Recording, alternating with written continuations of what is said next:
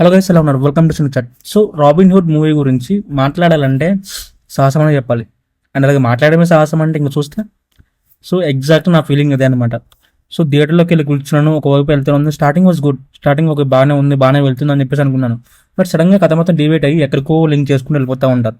And ఇదంతా కళ నేను పక్కకి పెడితే నాకు వచ్చిన మెయిన్ థింగ్ ఏంటంటే, ఒక బాగా గాయం చేసిన తర్వాత ఆ గాయం మీద కారం జల్లితే ఎలా ఉంటుంది, ఒక మాస్టర్ పీస్ తీసినట్టు వెంకీ కుడుముల విజన్ అని చెప్పేసి పెట్టాడు. అక్కడ ఏముంది సార్? జస్ట్ ఆస్కింగ్, అక్కడ ఏముంది? విజన్ అంటున్నారు.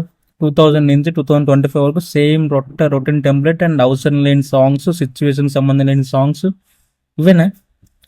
సో లిటరల్లీ చెప్తున్నాను, నా 3 hours మూవీ, నా 3 hours ఒక టైము అండ్ అలాగే నా 200 రూపీస్ వేస్ట్ అనిపించింది ఈ మూవీ చూస్తున్నారు. నాకు ఇది చాలా తక్కువ సార్ చెప్తా ఉన్నాను. బికాస్ అలాగే మూవీస్ యాజ్ ఇంట్రోవర్ట్ గాయగా నాకు ఒక ఎంటర్టైన్మెంట్ ఇచ్చేది ఏదైనా ఉంది అంటే అది మూవీస్ మాత్రమే. And I love movies very well. But అంత మూవీ సిస్టమ్ ఉన్నా కానీ నేను ఇలాంటి స్టేట్మెంట్ ఇస్తున్నాను అంటే దట్స్ కాల్డ్ నన్ను ఎంత ఇరిటేట్ చేస్తుందని చెప్పేసి మీకు అర్థమవచ్చు. అఫ్ కోర్స్ ఇది అందరికీ ఒకేలా ఉండకపోవచ్చు. సో ఫర్ మీ, నాకైతే ఇది అస్సలు ఎక్కలేదు. ఓకే, వెళ్ళిపోతుంది సాలరీ దండం అని చెప్పేసి వెళ్ళిపోతున్న టైంలో vision, what a vision sir. Hats off for your vision. ఇది పెద్ద మాస్టర్ పీస్ తీసినట్టు vision. Okay, anyway. So Nitin గారి యాక్టింగ్ పర్లేదు అనిపించింది. సో కొన్ని సీన్స్ చాలా ఓవర్ ద టాప్ వెళ్ళిపోయి, అండ్ కామెడీ అంటారు అసలు ఎక్కడ పనిలేదు కామెడీ అనేది. అండ్ సాంగ్స్ కూడా పెద్దగా ఏమీ ఎక్కలేదు టు ఫ్రెండ్ చెప్పాలంటే.